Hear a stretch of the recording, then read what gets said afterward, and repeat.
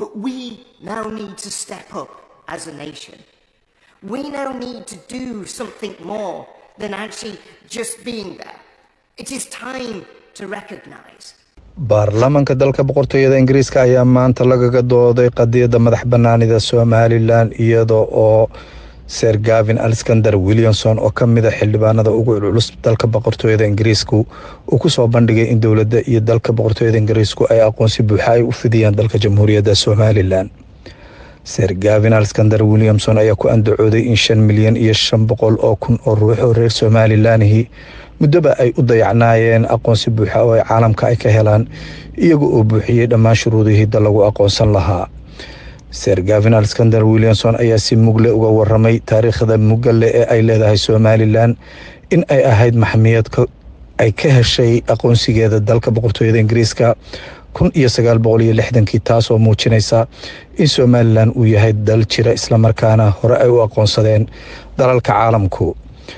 Sir Gavin Alexander Williamson ayaa sheegay in la soo gaaray waqtigii dawladda Britain ay tallaabo culus qaadi lahayd sidii aqoonsi buuxa ugu fidan lahayd Somaliland taasoo uu ku dooday in ay tahay Somaliland dal dimuqraadi ah isla markaana u dayacan dhibaatooyinka argagixisada sidoo kale dalalka dariska oo ah dalal aan dimuqraadi ahayn isla markaana loo baahan yahay in laga miro dhaliyo sidii aqoonsi buuxa loogu fidan lahaa dalka Somaliland.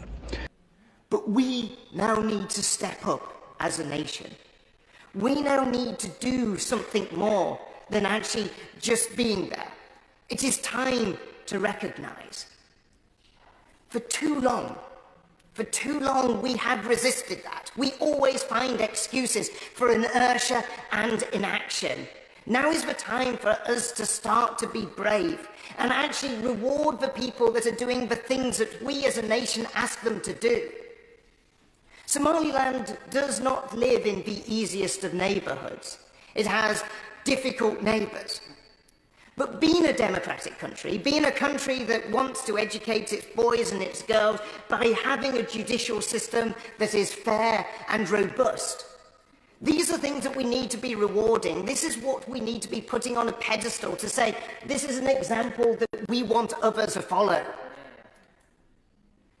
Madam Deputy Speaker, I say that if a government is not going to take the action that is required, let it be the British House of Commons that takes the lead. Let it be the House of Commons that leads the way. If the FCDO is deaf, let us show what the will is for us to recognise what is a nation.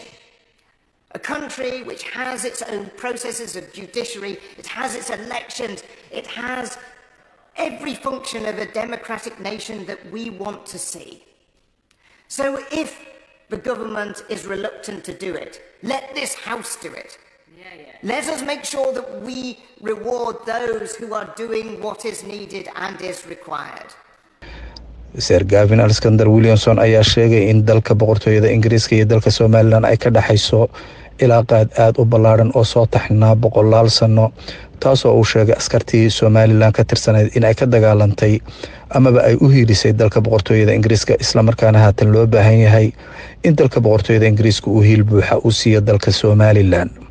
Sir Gavin Alexander Williamson ayaa sidoo kalena uga mahadceliyay dawladda Britain tallaabooyinka dhinaca dhaqaalaha ah ee ay ku kabtay dalka Somaliland isagoo magacaabay inay ka qayb qaateen dib u dhiska dekedda weyne caalamiga ah ee berbera sidoo kale koridorka isku xidha dalalka Itoobiya iyo waddanka Somaliland.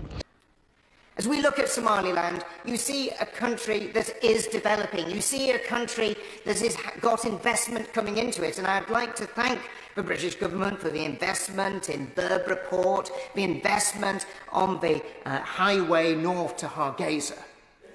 But by the simple act of recognition, you can transform the lives of 5.7 million people, making every single one of them more prosperous, enabling Somaliland, a good ally of this country, to play a bigger role on the world stage and play a vital role in supporting the values that we in this House hold dear. Madam Deputy Speaker, I know that it may seem a very far off place. I recognise that maybe a nation of 5.7 million people does not seem significant to Britain, but it is significant. It plays a pivotal role in terms of Africa, and I urge this House to take the action that is required to support the Republic of Somaliland and make sure that we deliver for the people of Somaliland as they have defended what we value so dearly, which is democracy and freedom. Sir Gavin Alexander Williamson oo taageero buuxda ka haysta in ka badan 230 xildhibaan oo ka tirsan baarlamaanka dalka boqortooyada Ingiriiska ayaa waxa lagu balansan yahay in qadiyada madaxbannaanida Somaliland miiska baarlamaanka dalka boqortooyada Ingiriiska la soo saaro bisha November taasoo ay ka aqbashay gudoomiyaha baarlamaanka dalka boqortooyada Ingiriiska nuqulka ay u soo gudbiyeen xildhibaanada baarlamaanka dalka boqortooyada Ingiriiska. The question is that the right honourable member have leave to bring in the bill. As mayors that opinion say aye. Aye. Of the contrary, no. I think the ayes have it. The ayes have it. Who will prepare and bring in the bill? Mr. Clive Betts, Sir Robert Buckland, Dr. Lisa Cameron, Alan Cairns, John Speller, Ian Paisley, Alex Shelbrooke, Paul Blomfield, Alexander Stafford, Kim Johnson, and myself, Madam Deputy Speaker.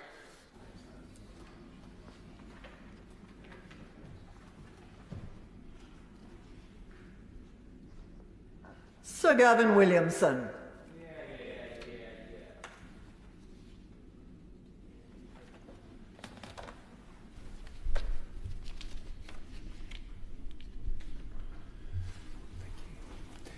Republic of Somaliland Recognition Bill. Second reading what day? Friday, the 24th of November, Madam Speaker. Friday, the 24th of November. Thank you.